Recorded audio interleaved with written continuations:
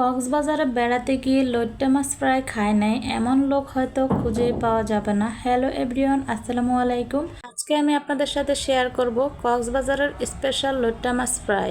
লইট্টা মাছ fry খেতে আর কক্সবাজার যেতে হবে না। লইট্টা মাছ ফ্রাইটা যদি আপনারা একবার ট্রাই না করেন তাহলে এটার স্বাদ বুঝতেই পারবেন না। বাচ্চারাও খুবই পছন্দ করে। লইট্টা ফ্রাই করার জন্য আমি প্রথমে এখানে 250 গ্রাম লইট্টা মাছ নিয়েছি, ধুয়ে পরিষ্কার করে নিয়েছি টুকরো টুকরো করে। তো 1 চা চামচ দিয়েছি আদা রসুন বাটা, 1 চা চামচ দিয়েছি আমি এখানে সরিষা বাটা। সরিষা বাটাটা অবশ্যই দিতে হবে, তো সাদা সরিষা বাটাটাই দেওয়ার চেষ্টা করবেন। তো 1 টুকরো দিয়েছি লেবুর রস। এখন খুব ভালো করে মেখে ম্যারিনেট করে রেখে দেব 20 মিনিটের জন্য। এটা ফ্রাই করার জন্য এখানে একটা বেটার তৈরি করে নেব। 1 কাপ নিয়েছি ময়দা, হাফ কাপ নিয়েছি চাউলের গুঁড়ো। তো এরপর দিব এখানে আমি হলুদের গুঁড়ো দিয়েছি 1 চা চামচ, 1 চামচ দিয়েছি লাল মরিচের গুঁড়ো, হাফ চা চামচ দিয়েছি লবণ, 1 চা চামচ দিয়েছি জিরের গুঁড়ো। এখন শুকনো উপকরণগুলোকে একটু হ্যান্ড উইক্স দিয়ে মিশিয়ে নিচ্ছি।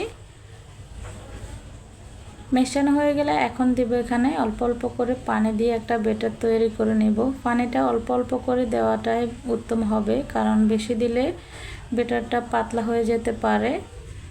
তো খুব একটা পাতলাও না আবার খুব একটা ঘনও না, ওইরকমভাবেই ব্যাটারটা তৈরি করেছি। যদি বেশি পাতলা হয় তাহলে আরও একটু ময়দা দিয়ে ঘন করে নেবেন। তো এখন আমি লইট্টা মাছগুলোকে একটু চিপে পানিগুলা অনেকগুলো পানি বেরিয়েছে, রসালো মাছ, এই জন্য পানিগুলো একটু চেপে চেপে যতটা সম্ভব বের করে ফেলে দেব। তারপর এখানে আমি মিশিয়ে নেব ব্যাটারের সাথে। তো মেশানো হয়ে গেলে এখন আমি এগুলাকে ফ্রাই করে নেব। চুলায় পর্যাপ্ত পরিমাণে তেল দিয়ে গরম করে নিয়েছি। এখন এক এক করে তেলের মধ্যে দিয়ে দিচ্ছি। চুলাটাকে একেবারে লো হিটেও রাখা যাবে না, আবার একেবারে মিডিয়াম আঁচেও রাখা যাবে না, মোটামুটি একটু হাই হিটে রাখতে হবে। তো এক এক করে আমি সবগুলা লইট্টা মাছ দিয়ে দিচ্ছি। একটু ফাঁকা ফাঁকা করে দিতে হবে, কারণ একটার সাথে একটা যেন লেগে না যায়। তা আমি 2 বারে ভেজে নেব এগুলাকে।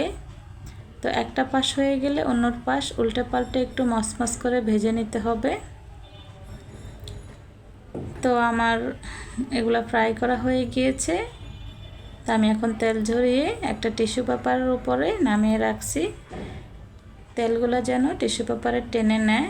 তো একই প্রসেসে আমি বাকি লইট্টা মাছগুলো ফ্রাই করে নিচ্ছি। এক এক করে সবগুলো দিয়ে দিচ্ছি, উল্টে পাল্টে একটু ভেজে নিয়েছি। আপনারা যদি কখনো এই লইট্টা ফ্রাইটা ট্রাই না করেন, একবার হলেও ট্রাই করে দেখবেন, এতটাই মজা। এই লইট্টা মাছটা যেহেতু সামুদ্রিক মাছ, সেক্ষেত্রে অনেকটা পুষ্টিগুণ, বাচ্চাদের জন্য খুবই উপকারী একটা মাছ।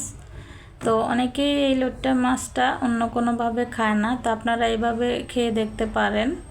বাচ্চারা খুবই পছন্দ করে। আমার বাচ্চারা তো এত পছন্দ করেছে, আমি এখন লইট্টা মাছ আনলে আগে ফ্রাই করে দেই।